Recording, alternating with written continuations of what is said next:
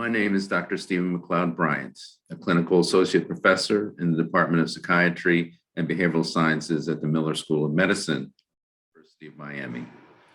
I'm an adult psychiatrist with over 30 years of experience in providing care to people seeking to improve their mental health.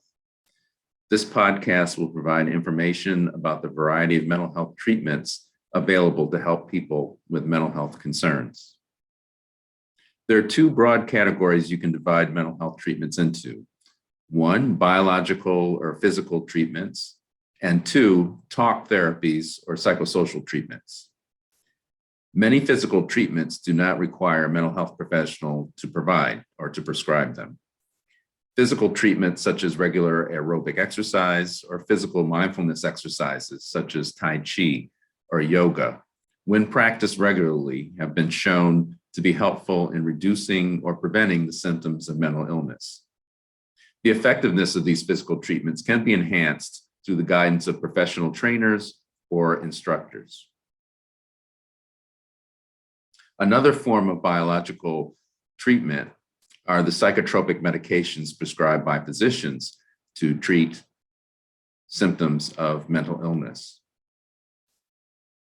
There are a variety of these medications classified as antidepressants to treat anxiety and depression, anxiolytics to treat anxiety or panic disorder, mood stabilizers to treat the symptoms of bipolar disorder or impulsiveness, and antipsychotic medications, which are used to treat psychosis and severe anxiety. A third broad category of biological treatment is the brain stimulation techniques, where energy is delivered to the brain in various ways to improve the functioning of the brain. Some examples of these include the use of electricity in electroconvulsive therapy or magnetic energy as applied in transcranial magnetic stimulation.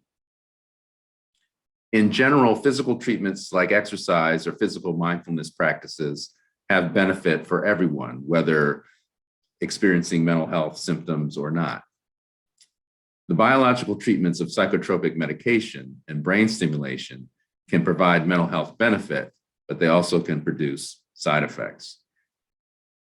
You should consider biological treatments if your symptoms are interfering with your normal sleep, significantly changing your weight, causing you confusion or memory loss, or making you feel suicidal or homicidal.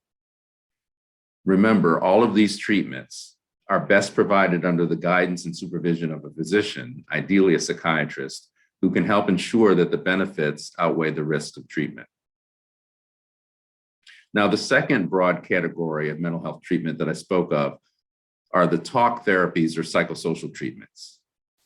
These treatments can be provided to an individual one-on-one with a therapist or counselor, or the treatments can be provided to couples, such as couples or marital therapy, or the treatment can be provided to families in family therapy, or to groups of individuals who are experiencing similar or common concerns in group therapy. These talk therapies can be further divided into insight-oriented versus supportive approaches. The insight-oriented therapies aim to help a person gain their own understanding of where their symptoms originated and how they can better deal with those symptoms in the future. Supportive psychotherapies do not necessarily try to help a person understand where or when the symptoms originated, but they're more focused on trying to help the person to function better in the here and now to overcome their symptoms. Psychodynamic psychotherapy and psychoanalysis are probably the best known of the insight-oriented therapies. Supportive psychotherapies include the cognitive behavioral, interpersonal, or solution-focused psychotherapies. There are also more spiritually based psychotherapies provided by licensed pastoral counselors of different faiths, which can provide some benefit in the treatment of mental health symptoms. Regardless of the specific type of psychotherapy that's chosen, the most important predictor of a good outcome is the personal fit the person seeking therapy has with their therapist. Having a therapist who is trustworthy, supportive, respectful, intelligent, and cares about the individual is crucial in getting the most out of the talk therapies or psychosocial treatments. As you can see, there are a number of interventions that can be helpful for someone who's having mental health concerns. Often, one type of therapy does not adequately address all of the symptoms one is experiencing. Given the variety of interventions available, however, you or your loved one should be able to find an intervention or a combination of interventions which will help you get well as quickly as possible.